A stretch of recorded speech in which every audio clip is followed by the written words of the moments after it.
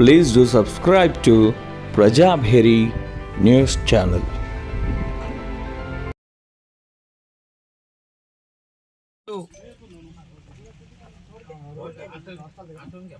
నూతనంగా ఏర్పడినటువంటి రాష్ట్ర ప్రభుత్వం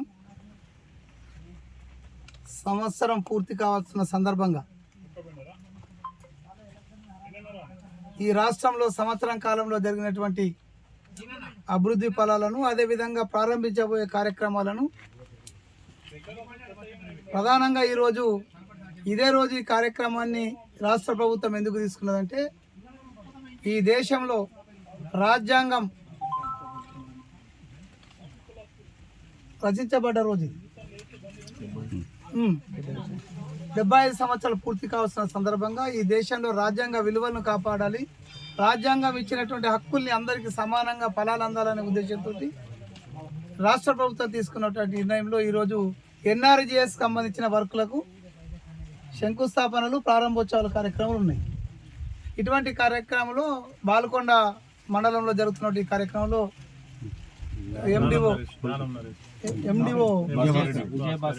విజయభాస్కర్ రెడ్డి గారు, అదేవిధంగా ఏపీఓ ఇందిరా గారు, అదేవిధంగా పిఎస్సిఏ చైర్మన్ జక్కరాజేశ్వర్ గారు, డైరెక్టర్లు ఇమ్రాన్, అదేవిధంగా నర్సన్న, సౌజన్య, అదేవిధంగా ఇక్కడ ఉన్నటువంటి కాంగ్రెస్ నాయకులందరూ కూడా.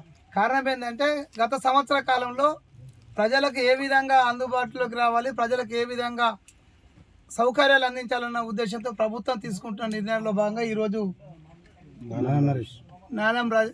నరేష్కు ఇక్కడ 1000 బర్డ్ల కెపాసిటీ గల ఒక కోళ్ల ఫారాన్ని 3 లక్షల రూపాయలు మంజూరు చేయడం జరిగింది. ఈ విధంగా ఈ మండలంలో సుమారు 10 వర్కులను ఐడెంటిఫై చేసి ఈ రోజుకు ప్రారంభించే విధంగా ముందుకెళ్తున్నాం.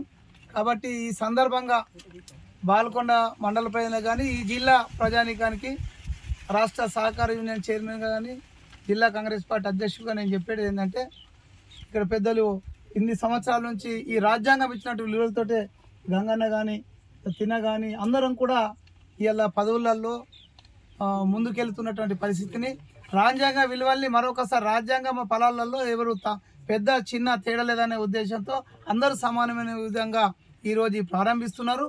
అయితే సంవత్సర కాలంలో కాంగ్రెస్ పార్టీ అధికారంలోకి వచ్చిన తర్వాత విచ్ఛిన్నమైనటువంటి తెలంగాణను ఒక్కొక్కటిగా దీన్ని మళ్ళీ పునర్నిర్మాణిస్తూ ఒక్కొక్క కార్యక్రమాన్ని ముందుకు తీసుకెళ్తున్న పరిస్థితి.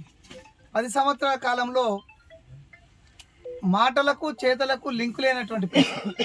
కానీ ఈ 1 సంవత్సరం కాలంలో ప్రభుత్వం రాకముందు ఇచ్చినటువంటి హామీలు, అందులో ప్రధానంగా మహిళలకు ఫ్రీ బస్ సౌకర్యం అయితేనేది, అదేవిధంగా అన్నిటికంటే ముఖ్యంగా 2014 ముందు 415 రూపాయలకు ఉన్నటువంటి సిలిండర్ను 1200 రూపాయలు తీసుకుపోయి ఇబ్బందులు పడుతున్నటువంటి గృహిణుల పరిస్థితిని ఆలోచించినటువంటి రాష్ట్ర ప్రభుత్వం 500 రూపాయలకే సిలిండర్ సౌకర్యాన్ని కూడా కల్పించింది. అంతేకాకుండా ఆరోగ్యశ్రీని 10 లక్షల రూపాయల వరకు కూడా మనం పెంచడం జరిగింది.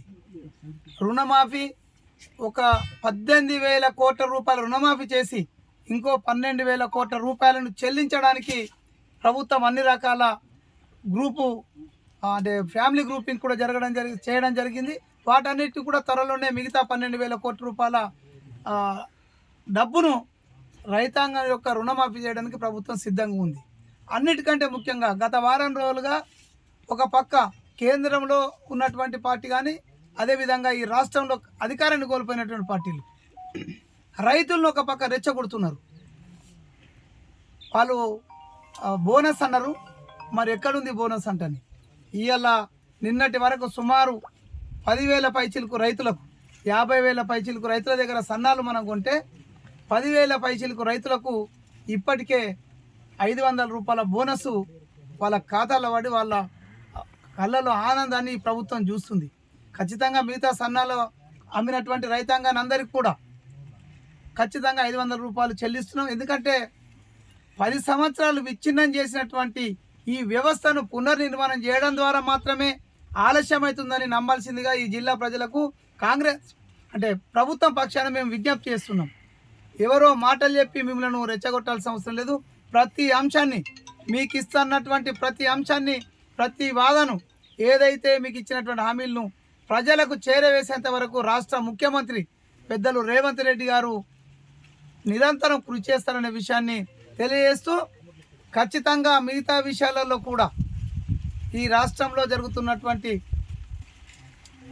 నిర్ణయాలను మీరు క్షుణ్ణంగా పరిశీలిస్తే ప్రతిదీ ప్రజలకు అనుకూలంగా ఏ విధంగా ఉండాలనే ఉద్దేశంతో, ముఖ్యంగా నిరుద్యోగ యువత ఆ రోజు ఇబ్బందులు పడుతున్నట్టు పరిస్థితిని కళ్ళారా చూసినటువంటి మన ముఖ్యమంత్రి రేవంత్ రెడ్డి గారు ఈరోజు వచ్చి రాగానే సుమారు 50,000 పైచీలకు ఉద్యోగాలను నిరుద్యోగ యువకులు అందించి ఈరోజు ఒక జాబ్ క్యాలెండర్ రిలీజ్ చేసి సంవత్సరాల కాలంలో అంటే యూపీఎస్సికి అనుబంధంగా ఉందా అనే పద్ధతిలో ఈ దేశంలోనే ఎవరు చేయనటువంటి పరిస్థితిని టీఎస్పీఎస్ను పునరుద్ధరించి ఎన్నో అవకతవకలు జరిగిన టీఎస్పీఎస్ను సంవత్సర కాలంలో ఒక్క పేపర్ లీక్ కాకుండా ఒక్కోళ్ళు కూడా ఇబ్బంది పడకుండా ఈరోజు 50,000 ఉద్యోగాలు నియమించినటువంటి ఘనత రాష్ట్ర ముఖ్యమంత్రికి వెళ్తుంది.